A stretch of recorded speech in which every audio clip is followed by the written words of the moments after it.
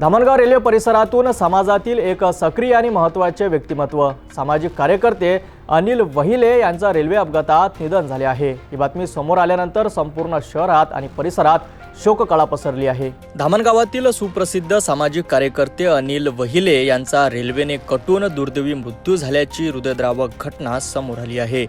नागपूर येथे काही कामानिमित्त गेले असता परत येताना त्यांच्या रेल्वेतून पडून मृत्यू झाल्याचा प्राथमिक अंदाज आहे। ही घटना सोमवारी मध्यरात्री 1 वाजताच्या सुमारास रेल्वे पोलिसांच्या निदर्शनात आली।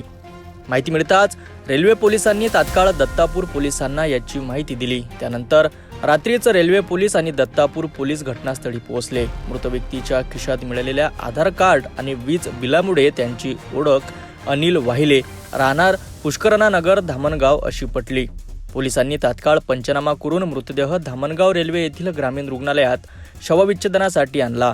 अनिल वहिले यांच्या निधनाची बातमी कळताच त्यांचे नातेवाईक, मित्रमंडळी आणि परिसरातील नागरिकांनी रुग्णालयाकडे धाव घेतली।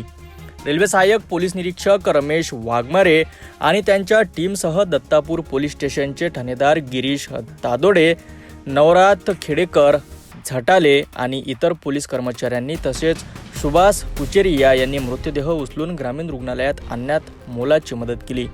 अनिल वहिले यांच्या कलाची निधनाने संपूर्ण परिसरात शोककळा पसरली असून त्यांच्या सामाजिक कार्याची आठवण करून दिली जात आहे। या घटनेचा पुढील तपास पोलीस करीत आहेत।